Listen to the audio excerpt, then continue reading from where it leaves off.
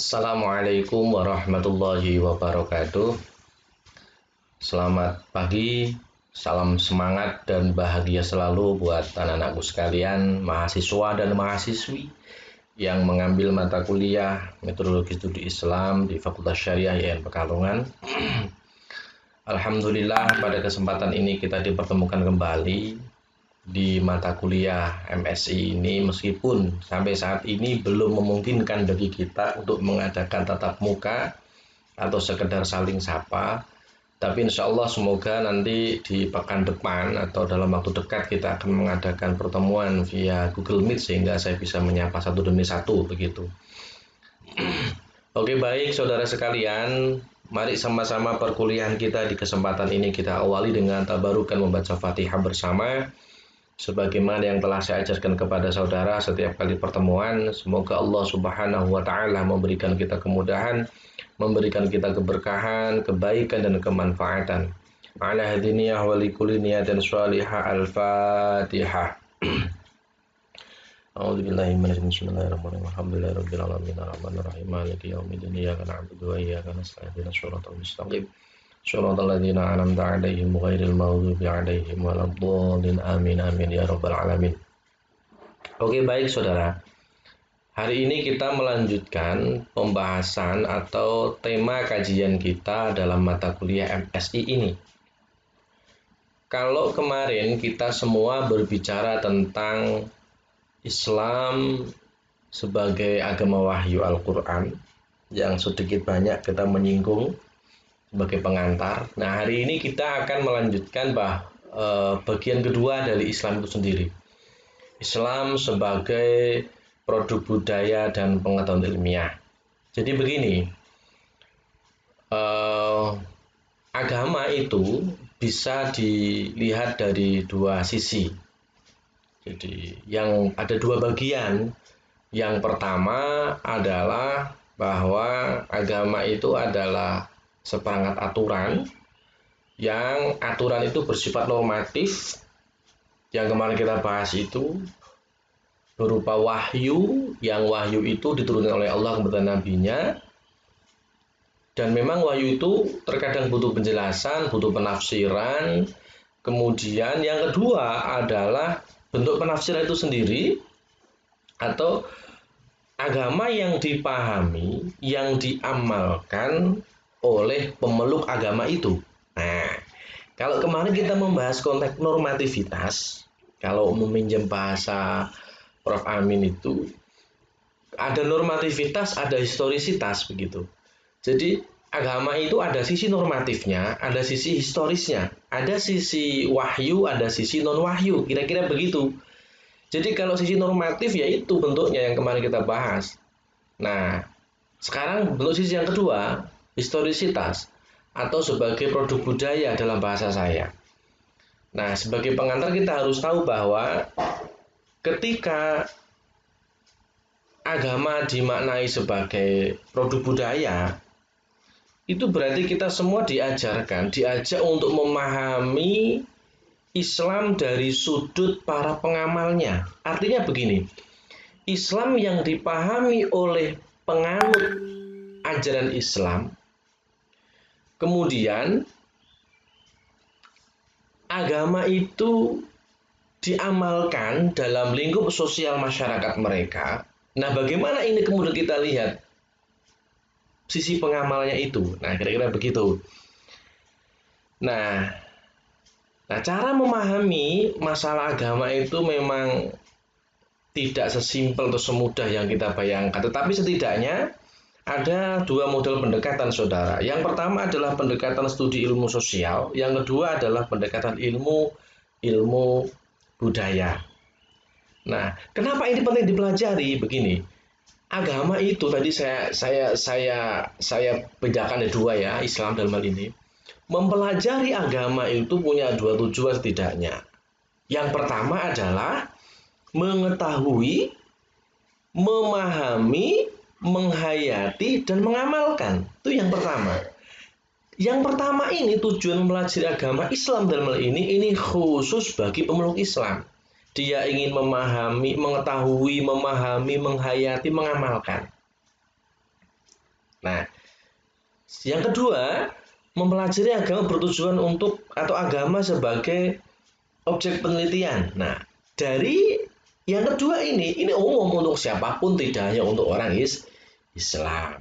Nah, kalau yang pertama tadi kita bisa melihat dari sisi normatifnya, doktrinalnya. Yang kedua, ketika Islam diposisikan sebagai pengetahuan ilmiah, dari sisi apapun itu bisa dikaji. Oke, baik saudara, itu sebagai wawasan ya, ini sebagai pengantar saja. Nah, berikutnya saudara, kita mengetahui bahwa budaya tadi ketika dikaitkan dengan Islam, jadi begini, agama dan budaya itu memang bisa dibedakan. Dua sisi yang bisa dibedakan agama dan budaya itu. Tetapi agama tidak bisa dipisahkan dengan budaya. Begitu. Lah kok bisa? Lo kita lihat. Coba kita lihat. Budaya itu apa? Nanti kita ketemu. Budaya atau kebudayaan. Jadi budaya, pengertian, unsur dan fungsi. Kebudayaan adalah suatu keseluruhan yang kompleks yang terjadi dari unsur-unsur yang berbeda-beda seperti pengetahuan, kepercayaan, seni, hukum, moral, adat istiadat, dan segala kecakapan yang diperoleh manusia sebagai anggota masyarakat.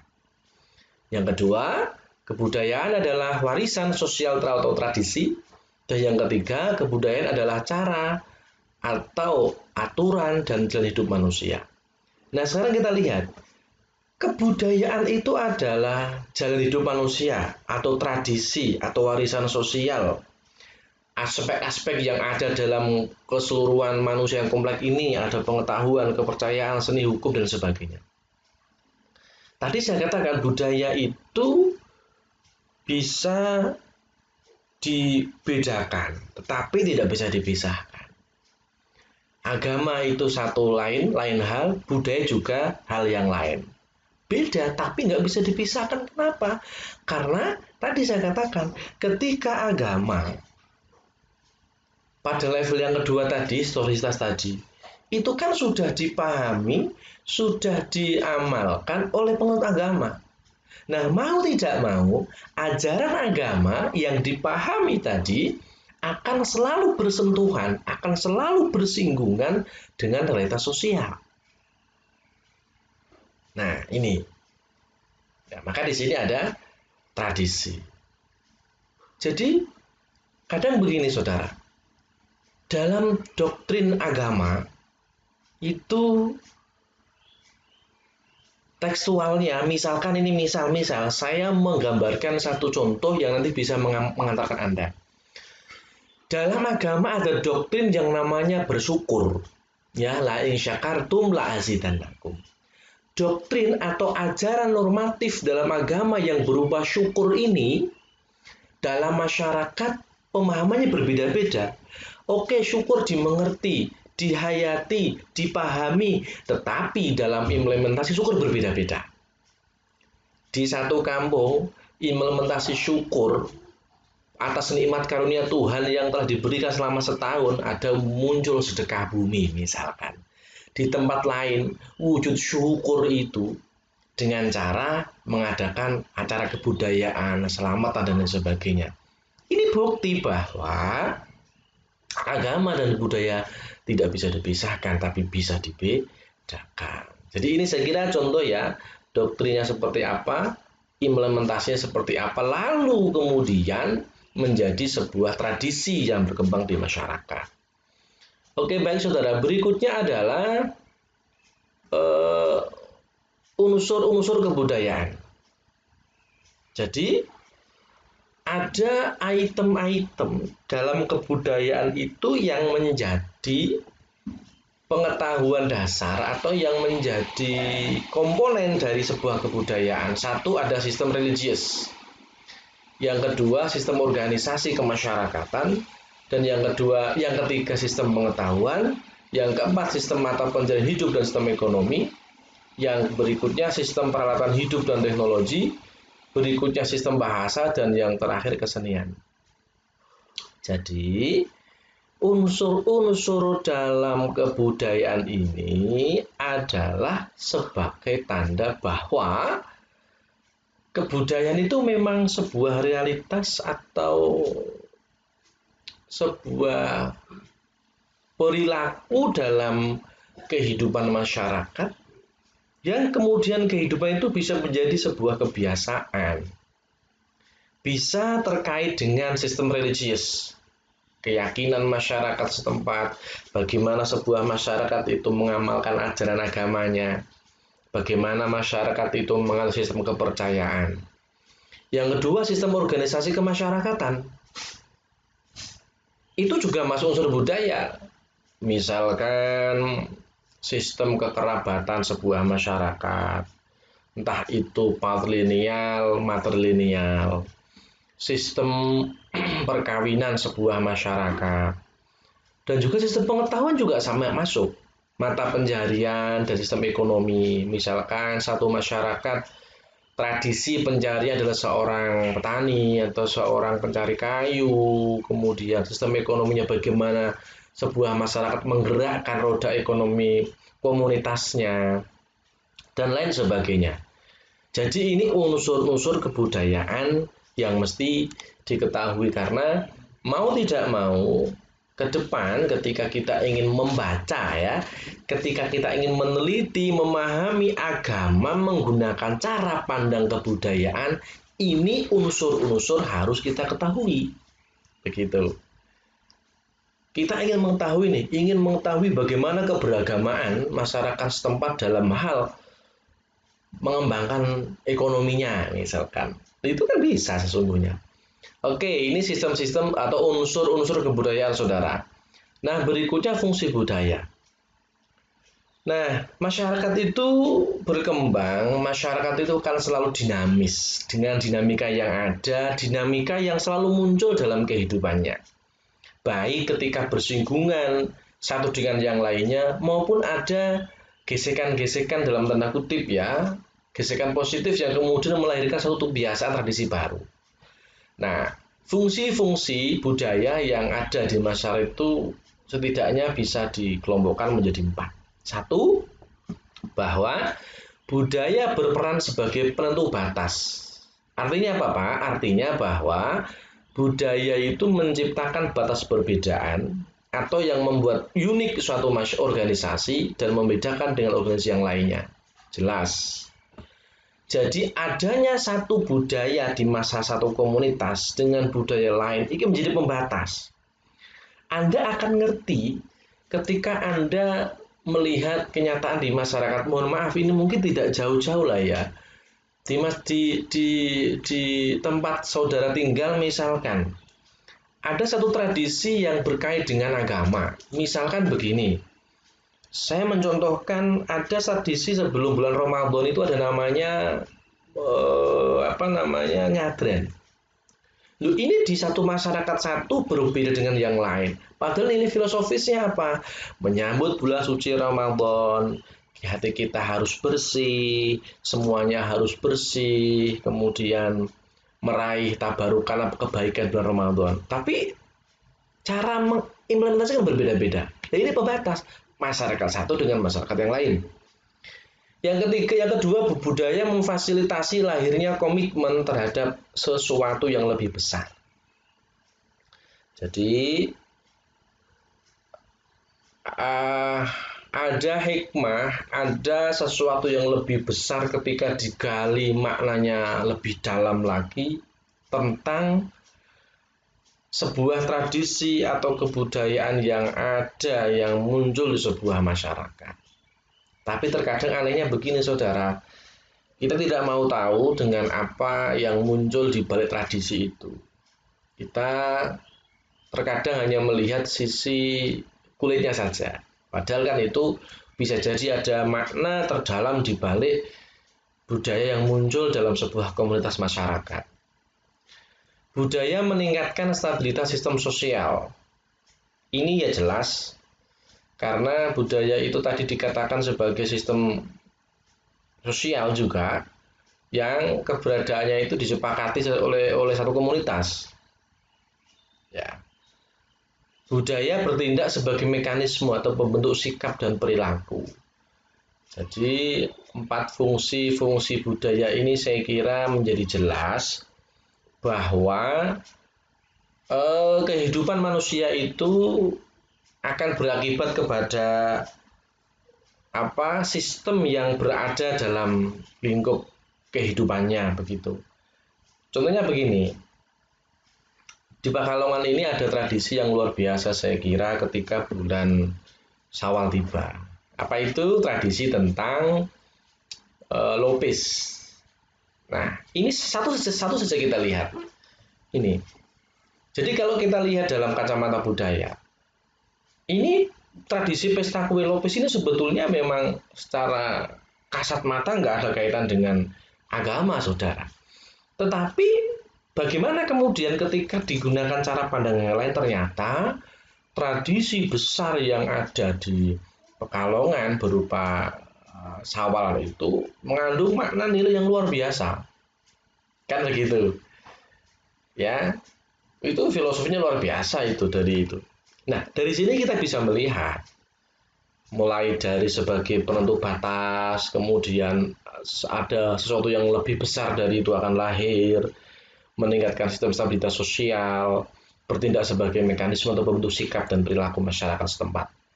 Oke, baik saudara, berikutnya adalah tentang Islam dan gejala budaya. Nah, ini yang mulai sedikit masuk ini sebagai pengantarnya. Islam harus bisa menawarkan nilai, norma, dan aturan hidup yang bersifat manusiawi dan universal kepada manusia modern. Ini diharapkan dapat memberikan alternatif pemecahan terhadap problematis umat manusia yang hidup di dunia modern dan era global ini. Ajaran Islam telah tumbuh dan berkembang sesuai dengan perkembangan akal dan sosial budaya masyarakat. Jadi begini loh, Islam itu bukan anti budaya, bukan. Islam juga tidak menolak budaya. Sejauh budaya itu seide dan seirama ruhnya dengan ruh Islam, ya tidak apa-apa. Islam itu bukan anti budaya. Maka mohon maaf ketika ada satu kelompok yang kemudian mengatasnamakan Islam, merusak, bahkan mengobrak-ngabrik, bahkan kemudian mohon maaf menghilangkan satu tradisi yang sudah menggejala, yang sudah berabad-abad lamanya, misalkan bahwa dianggap itu secara kasat mata tidak sesuai dengan Islam, yaitu sangat disayangkan sekali. Padahal Islam itu hadir, diharapkan bisa menawarkan nilai, norma, aturan bersifat manusia universal, artinya untuk keseluruhan. Jadi misalkan begini loh, kalau kita lihat begini, coba kita lihatlah perjuangan Sunan para Wali Songo itu. Islam lahir di tengah kebudayaan masyarakat yang sudah menganut agama lain. Tapi bagaimana Islam itu bisa diterima oleh masyarakat Nusantara waktu itu? Ya karena tadi Islam bisa mengakomodir begitu. Tidak menolak, mengobrak-abrik, tetapi bagaimana ruhnya, spiritnya diganti dengan spirit Islam, meskipun kemasannya masih tetap. Nah, itu penting yang menjadi catatan saya. Oke, nah ini ada 5 bentuk gejala agama, ini dalam bukunya Prof. atau Muzahar ya, yang saya baca. Jadi ketika kita meneliti agama menggunakan perspektif budaya, ada 5 bentuk gejala agama yang bisa menjadi sasaran penelitian oleh para pengkaji agama. Tadi saya sampaikan bahwa agama itu selain sebagai dipahami, dihayati, diamalkan, tapi juga menjadi objek atau sasaran studi. Nah, ketika agama digunakan sebagai objek sasaran studi, maka ada 5 item yang bisa dilihat. 1, scripture. Artinya apa? Naskah-naskah atau sumber ajaran dan simbol-simbol agama. Ketika kita ingin mempelajari Islam, bisa meneliti dari sumber-sumber ajaran Islam, simbol-simbol ajaran Islam. Misalkan begini, keberadaan peci. Peci ini kan simbol. Nah, bisa jadi peci ini simbol agama Islam, tapi di tempat lain tidak. Nah, oke, misalkan begini.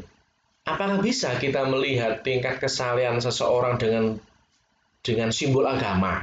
Nah, ini bisa masuk dalam kajian tradisi. studi Islam gitu. Yang kedua adalah para penganut.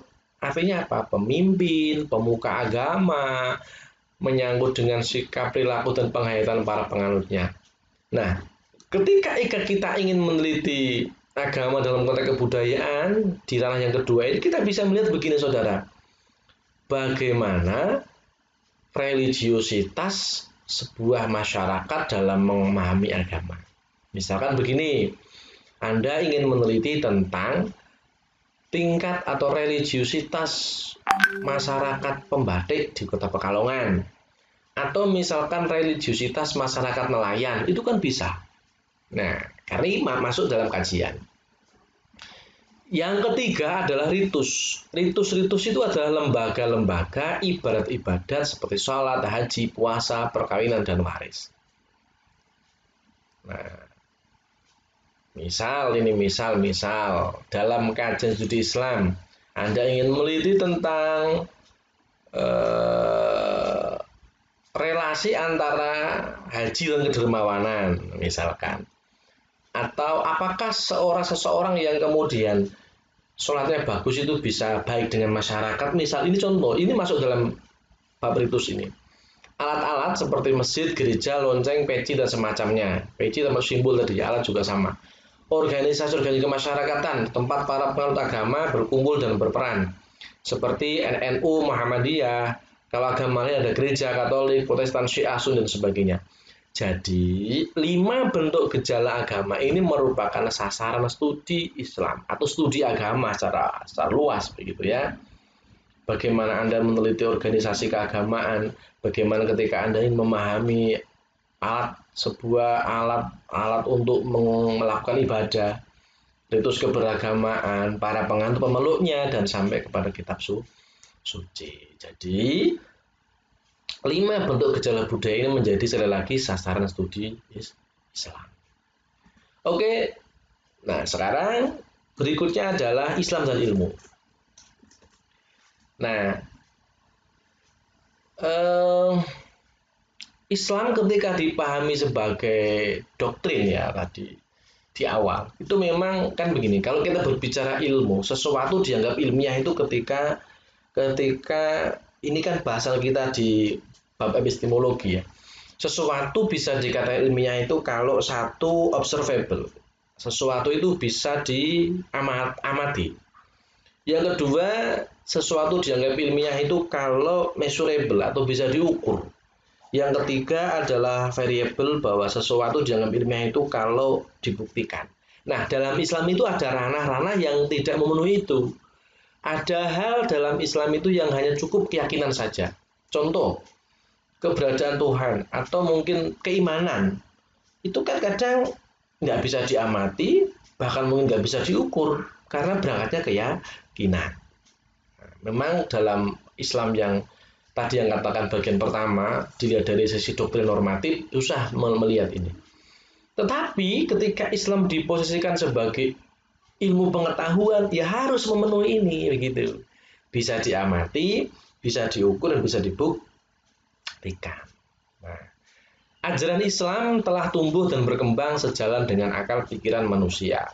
Perkembangan ilmu pengetahuan serta sosial budayanya untuk mewujudkan suatu sosial budaya dan masyarakat yang Islami. Jadi memang Islam itu kan lahir di tengah-tengah kehidupan manusia yang sebetulnya sudah ada modal pengetahuan sebelum Islam itu lahir. Bahkan bisa jadi sudah ada peradaban begitu. Sehingga seluruh ajaran dalam Islam itu perkembangan dan tumbuhnya mesti sejalan dengan akal pikiran manusia. Karena apa? Islam itu untuk manusia. Maka kemarin ketika saya mendefinisikan Islam sebagai agama yang dibawa, agama wahyu yang dibawakan Nabi Muhammad, lisa'adatil bashar, untuk kebahagiaan umat manusia. Jadi tidak mungkin kalau Islam itu tidak sesuai dengan akal pikiran manusia. Artinya semua yang ada dalam Islam itu bisa dinalar dan masuk dalam pengetahuan manusia. Gampangnya begini sederhananya saudara. Tidak ada perintah dalam agama Islam itu yang nggak bisa dinalar. Paham maksud saya? Jadi seluruh ajaran dalam Islam itu semua bisa dinalar. Artinya begini, bisa diterima oleh manusia begitu loh. Tidak ada perintah dalam agama Islam yang nggak bisa diterima. Bisa semua bisa diterima. Artinya pasti di balik perintah ada hikmah yang tersembunyi. Karena tidak mungkin Allah atau Tuhan itu memerintahkan sesuatu yang di luar batas kemampuan manusia. Baik kemampuan berpikir, kemampuan fisik, dan kemampuan-kemampuan yang lain. Kan jelas. La yukallifullahu nafsan illa wus'aha. Maka kalau ada orang kemudian enggan mengamalkan ajaran agama karena berat, karena tidak mampu, ya itu mungkin bolehlah ya. Tetapi tidak semuanya seperti itu. Karena faktanya bahwa Islam itu sesuai dengan perintahnya itu sesuai dengan kekuatan kadar kemampuan manusia. Meskipun kasuistik ada orang yang tidak mampu begitu. Oke, berikutnya adalah terkait dengan ini terakhir bahwa sebetulnya memang ini sebuah pengantar, jadi nanti bisa dilanjut lagi. Saya akan coba kirim beberapa tulisan nanti, satu artikel mungkin yang membantu Anda memahami ini. Tapi sebetulnya di buku yang dulu pernah saya kirim ada. Oke, jenis pengetahuan, ada pengetahuan biasa, pengetahuan ilmu, dan pengetahuan filsafat. Fungsi dan cara memperolehnya. Jadi sebetulnya begini saudara, ini terkait dengan Islam sebagai ilmu pengetahuan. Jadi pada prinsipnya adalah ketika Islam diposisikan Islam sebagai sumber ilmu pengetahuan, artinya adalah dalam Islam itu banyak sekali item-item yang bisa digali dan diteliti dan bersifat ilmiah. Nah, gitu. Oke, pengetahuan biasa. Fungsinya untuk memenuhi kebutuhan hidup sehari-hari tanpa mempersoalkan seluk-beluk pengetahuan secara mendalam. Cara memperolehnya melalui pencernaan indera dan pengalaman secara umum. Yang kedua adalah pengetahuan ilmu atau sains. Ini untuk menguji kebenaran. Ya. Dan pengalaman sehari-hari untuk memenuhi kebutuhan hidup. Cara memperolehnya melalui penalaran dengan metode dan cara-cara tertentu secara objektif sistematis. Terakhir, pengetahuan filsafat untuk mencari jawaban dari pertanyaan akhir guna menemukan kebenaran hakiki. Cara memperolehnya melalui penalaran yang luas dan mendasar dengan pola berpikir sistematis. Jadi ini sebetulnya adalah sekedar klasifikasi pengetahuan yang ada di sekeliling kita, kira-kira begitu. Jadi ada pengetahuan biasa yang untuk memperolehnya tidak perlu repot-repot, tidak perlu seperangkat metodologi, saya kira cukup dengan pengalaman indera saja. Ada pengetahuan yang bersifat sains. Nah, ini harus sungguh-sungguh sistematis, metode tertentu. Bahkan tadi saya katakan harus observable, harus measurable, harus variable, verifiable, harus diverifikasi, diamati, diukur. Dan yang ketiga adalah filsafat. Memang butuh pengetahuan yang luar biasa. Oke, baik saudara, saya kira ini. Jadi pada intinya adalah yang ini mengantarkan diskusi tentang Islam sebagai level yang kedua, Islam sebagai produk budaya, atau dalam bahasa lain saya pinjam bahasa Prof. Amin, historisitas Islam. Jadi saya kira begitu.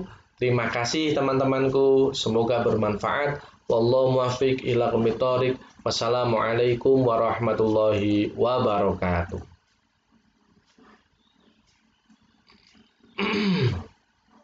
Oke ya, terima kasih.